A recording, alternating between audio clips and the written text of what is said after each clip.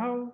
In today's session, we are seeing that the dollar is now again on the back foot, and the major driving factor has been the risk on sentiments prevalent in the market. We are seeing that the equity segment in particular is trading on the higher side with gains in the vicinity of half a percentage point or even closer to 1 percentage point as the European trading session is underway, and we are now pretty much gearing up for the US session, which is going to start in a couple of hours.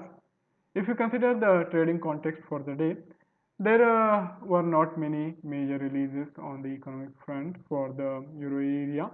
Earlier in the day, we got the economic releases for China, and that has been the driving factor for the day so far, coupled with the hopes of possible breakthrough in the fiscal talks between the Republicans and the Democrats for the fiscal stimulus in the United States. And also, some statements have come in for the possible negotiations on the Brexit saga.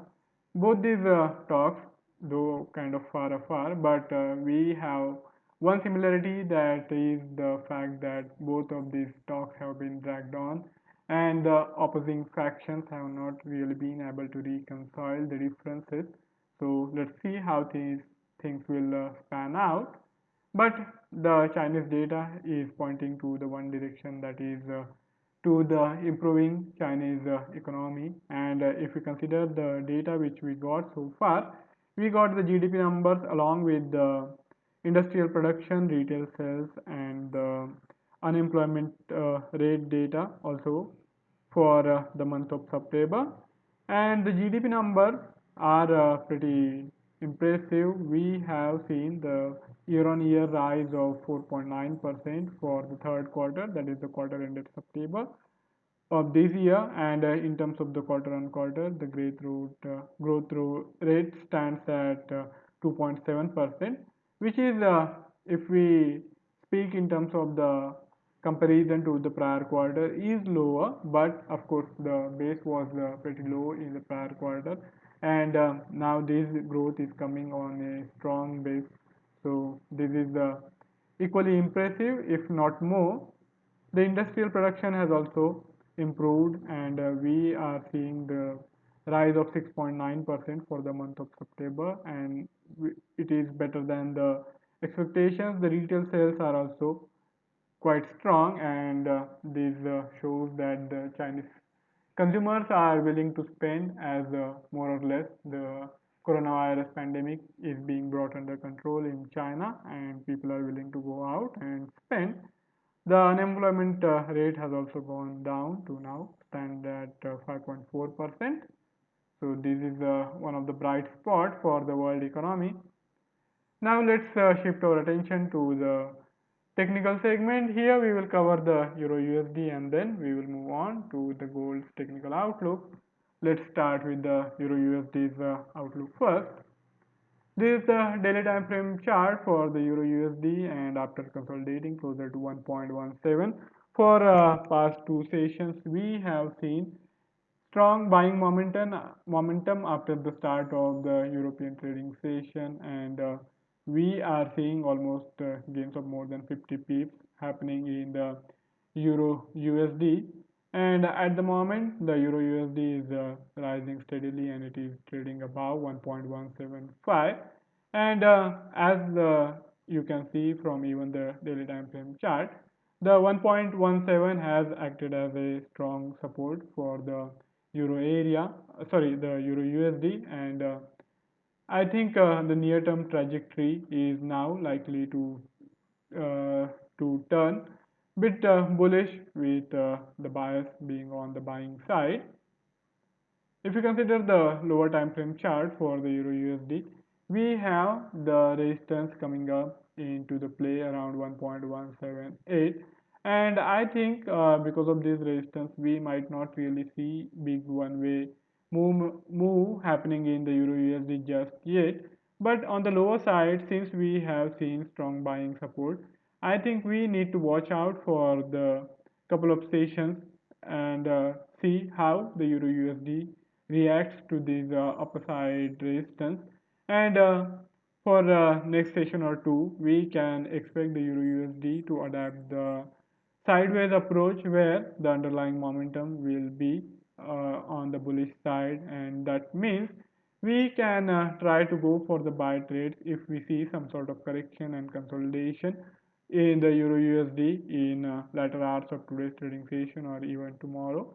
But at the moment, at the current levels, I don't really see it is prudent enough to go for the fresh trade, as we have seen big move already happening, and now the Euro USD has approached the resistance zone, and because of that, we will need to take the cautious approach. The regression curve is now tilting on the upside, and that is one more confirming factor for us when we are looking for the buy trade. As long as the Euro USD is now holding well above this 1.17 level, I feel our stance should be on the buying side. And to help us figure out the optimum entry and exit points, we can rely on these SMAs. The 50 SMA is closer to this immediate swing low, which is there around 1.17. But moving forward, I feel that we will have to rely more on the 100 SMA, and we should be looking for the buy trade only as long as the price action continues to stay above these 100 SMA. If we see the price action dropping below the 100 SMA, then I think we will need to adopt the wait and watch approach rather than looking for the buy trades even if the Euro USD continues to fall. So right now we have like 20-30 pips buffer on the lower side, and the Euro USD is even trying to cross above this 200 SMA, but as I said, we have the resistance coming into play. Even this prior swing low and the prior swing high is fairly close, and we have seen this gap being filled in just couple of hours. So given the fact that we have already seen strong moves, I think we will now need to adopt a more patient approach and see how things pan out in the latter hours of today's US trading session. And then, if we see that the Euro USD is indeed able to hold well above these 100 SMA, then anywhere in the vicinity of these 100 SMA, we can indeed look for a fresh opportunity to go for the long trade. And the next target will come closer to the immediate resistance zone, which is there around 1.178, while keeping the stop loss in the vicinity of this immediate swing low. And the level should hold well, and I think the probability is also on our side, but of course you never know, and we might even turn out wrong, and for that matter we are adopting the stop loss here, which is there around 30 pips lower from the entry point, and on the higher side we will be targeting 50 to 60 pips to get us the risk reward ratio of roughly 1 is to 2. Now let's see how things are shaping up for the gold. Gold has also been one of the beneficiary of the weakness in USD, and gold has tried to regain its lost ground, and it is holding well above the US dollar 1900 per ounce level for last couple of session.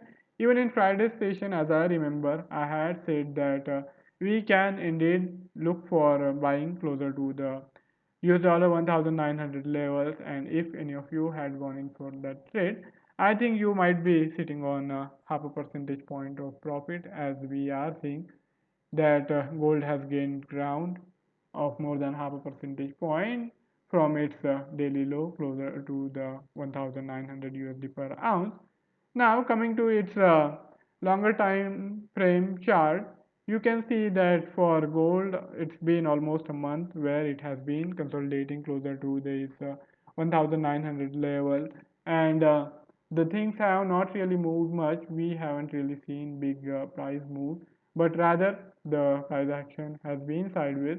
But increasingly it looks like that the gold is likely to hold closer to this US dollar 1900 per ounce level, and because of that, because of this apparent support on the lower side, we can indeed think about going for the long trade, the buy trade positioning, and if we want to figure out the optimum entry and exit levels, I think we will have to now rely on this 4 hourly chart, and here we have this regression curve which has also bent on the upside, and we are seeing the signs that we might see the gold eventually being pushed even above this immediate swing high, which is there above 1930 USD per ounce. And as I said, we have the formation of higher highs and higher lows, and because of that, we can be fairly confident of possible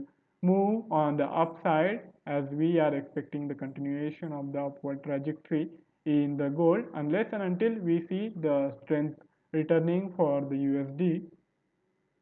The central pivot point is just there about 1909 USD per ounce, and this is also can be utilized as a crucial marker unless we see a fresh break below this immediate swing low anywhere closer to 1890. I think we can continue to bet on possible upside move, and we will be in a optimum position if we can get the entry point anywhere closer to this confluence zone of 50, 100 and 200 SMAs.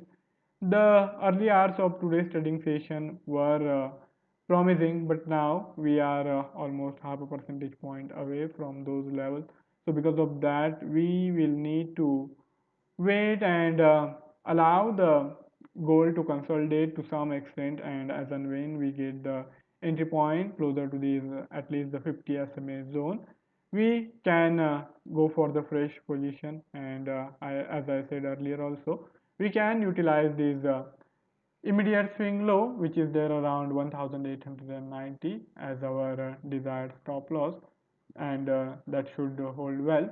We will have to take the risk of around 1 percentage point or even lower than that, and for that much risk we will be in position to target the levels close to USD 1950 or just little lower than that to get us the risk reward ratio of 1:2. So that's it from my side for today's session. If any of you have any query or any idea to share, you can write it in the comment section, and I would be more than happy to take the discussion forward. Before I sign off, I would also like to remind of the risk associated with trading in the financial instrument, and one should be careful while using the information provided. Have a fabulous day ahead. See you tomorrow. Goodbye.